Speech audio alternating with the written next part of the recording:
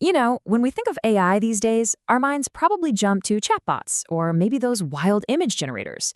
But the real revolution, the one that's truly changing everything, isn't happening on the surface. It's deep down, inside the core engine of business itself, rebuilding how companies work from the ground up. So let's pull back the curtain, shall we? We're going to see exactly how AI went from being this niche little experiment to the absolute essential infrastructure of modern commerce. From the ads you see online to the actual packages that land on your doorstep. Okay, so at its heart, the entire shift is from the old way to the AI way. We're talking about a move away from these rigid, static rules and slow manual adjustments. The new world is all about dynamic learning, where systems are constantly adapting in real time. It's about going from being reactive, waiting for something to happen, to being predictive. And this right here is the core idea we're going to see over and over again. All right, let's kick things off in a world we all know pretty well, marketing and advertising. I mean, how on earth do companies find the right people for their products in this just massive ocean of digital noise? Well, the answer has completely, radically changed. So, the old way? Think of it like using a blunt instrument. Marketers would just make these broad assumptions based on demographics, like let's target women aged 25 to 35 who live in London. But AI-driven targeting, that's like a surgical tool. It doesn't care about static assumptions. It analyzes what people are doing in real time and builds these incredible predictive models to find these specific individuals most likely to take action right now. And this is where the prediction gets, frankly, mind-blowing. AI isn't just asking a simple question like, will this person buy something? Oh no, it's asking much, much smarter questions. Propensity models are figuring out the likelihood of a purchase. LTV prediction is forecasting how valuable a customer might be over their entire lifetime. Churn risk? That's identifying who might be getting ready to leave. And lookalike expansion is all about finding brand new people who act just like your very best customers. It completely redefines what targeting even means. And here is the punchline. One major online retailer decided to let an AI dynamically match the ad creative, the actual image and text, to a person's individual browsing history. And the result? A 31% increase in their conversion rate. Not by spending a single dollar more, but just by being smarter and way more relevant at a scale no human team could ever hope to manage. Okay, so that's how AI finds the customer. Pretty cool. But what about actually getting the product to them efficiently? Well, in this next part, we're going to see how AI is totally transforming the physical world of the supply chain. You see, for decades, logistics basically ran on forecasting. And that was just using old sales data to guess what future demand would look like. It was always looking backward to try and predict what's forward. But AI unlocks a totally new approach: demand sensing. Instead of guessing what might happen next month, it detects what's happening right now.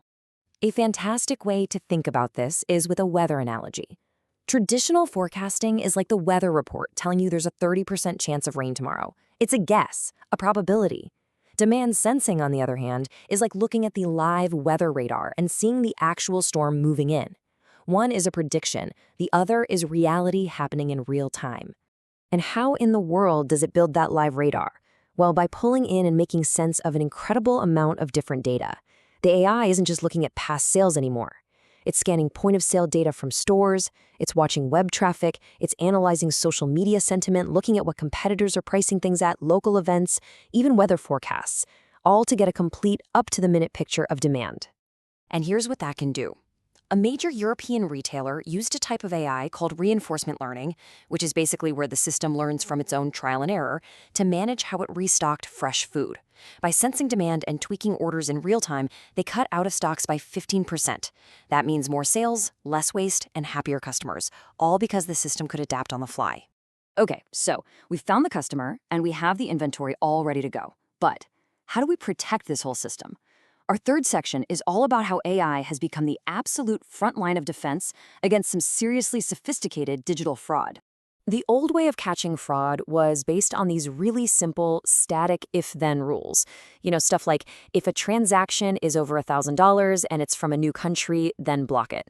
But here's the thing. Criminals are smart. They figured out the rules really fast and just designed their attacks to fly right under the radar. AI completely flips the script. It doesn't follow a bunch of rigid rules. It learns the statistical patterns of what normal looks like, and then it flags anything that deviates from that pattern instantly. And here is the most powerful change of all. Using tools like graph neural networks, which are built specifically to understand relationships, the AI stops looking at transactions as isolated events.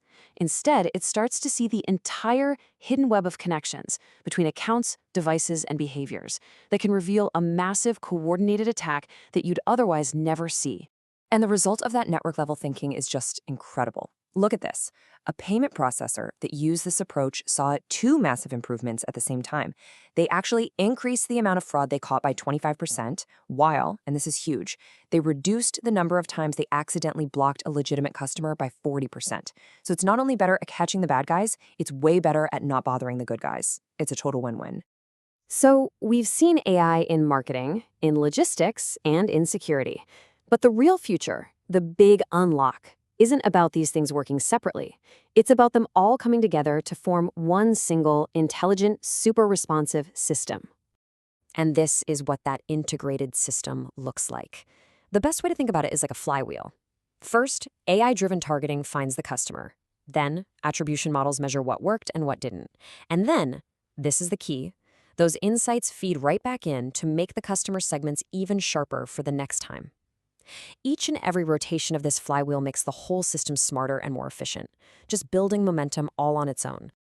So, what does all this automation mean for us, for the people in this process? Well, as AI gets better and better at optimizing all the how, the value of what we bring to the table starts to shift. When the machines can handle all the complex math of targeting, logistics, and defense, the number one thing that sets a business apart is human creativity. It's the big ideas, the surprising strategies, the stories that actually connect with people on an emotional level. And that really brings us to our final thought. As AI continues to build this more efficient, more predictive, more secure engine for business, it frees up so much human potential. So the question is no longer just about what we can automate, but about what new, incredible things we will empower ourselves to create next.